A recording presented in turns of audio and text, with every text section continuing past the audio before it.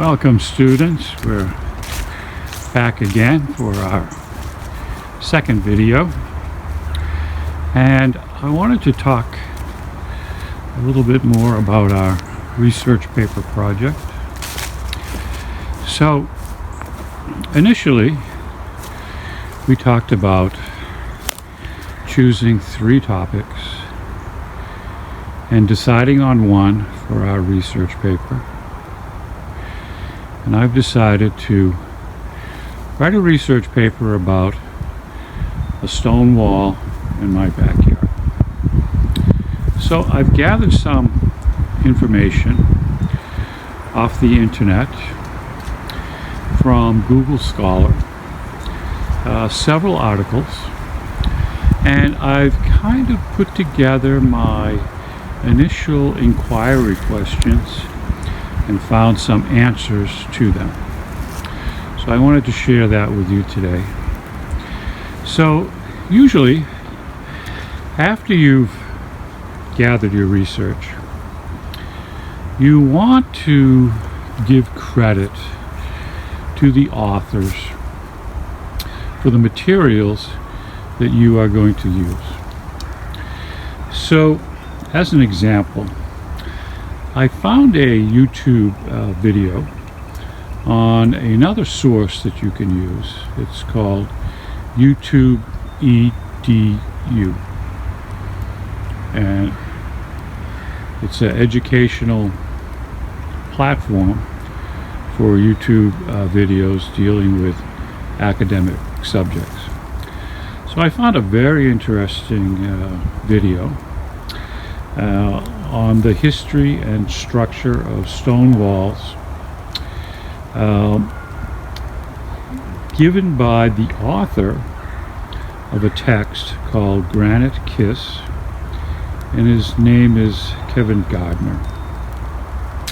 And some of the statistics that he talked about stone walls seem very interesting. Now, initially I didn't really think about this during my initial inquiry, but again, as you research, you're going to come across new interesting facts that you can integrate into your paper. So what we're really doing is we're taking our sources and we're putting them all together into our own interpretation, and that's called synthesis. Synthesis is combining several sources of materials to put together into your own research paper. So one of the interesting facts that Kevin Gardner from his book Granite Kiss states is that there are about 250,000 miles of stone walls scattered throughout New England and New York. That's enough stone walls to circle the earth 10 times. It's also the same distance as from here to the moon. It's more than any railroad tracks throughout the United States, longer than the Great Wall of China. And this again I found on YouTube EDU, a great source for materials for your research paper. So can you use YouTube in your research? Yes, absolutely you can. Just be sure to add credit to where you got the information from. And we're going to talk more about that as time goes by. So more interesting facts from other materials was another YouTube by a Robert Thorson, who seems to be an authority on New England stone walls. And that is that the height of these stone walls is only about up to your waist. They all seem to be relatively about the same height. And why is that? Well, take a look at these stones You can see they are pretty heavy. So that's about as much as two men could lift and pile upon each other. Any higher than that, they would probably topple over, and it's just too much weight for two guys to lift any higher. He also states that there are over 250,000 miles. So now we have two sources that state the same evidence, and there's a special way to integrate that into your research paper. Another resource I found was by Samuel Deane, The History of Scituate. And what I found is that this particular wall was created probably about 1699, early 1700. So that makes it a couple of days old. And as you can see through the woods here, but that is a cemetery.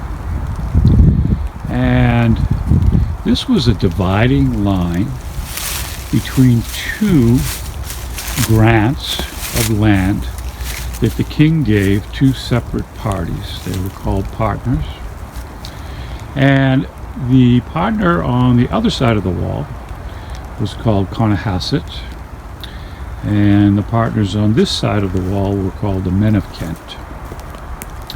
And they did not come to America for religious freedom.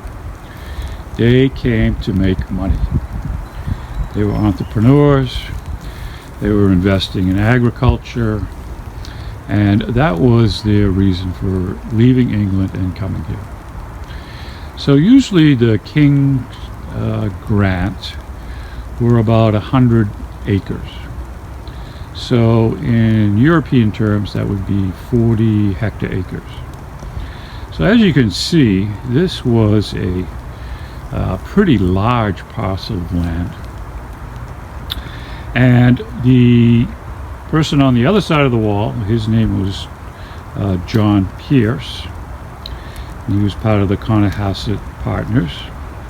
And Thomas Highland was one of the early men of Kent that came to settle this town of Scituate, also called Satuit. From the text Stone Walls of New York and New England by Dr. John Delano, he states again the 200-mile area and the 100-acre lots.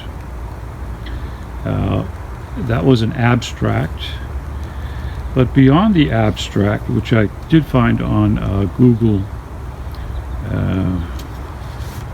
on the Google academic site, he had a lot of great photos and pictures depicting the building of the stone walls. And he stated that in the 1700s, mid-1700s to just before the Civil War, was a great new industry here in New England of raising Merino sheep. And they raised the sheep here for wool. And that industry lasted for about 150 years.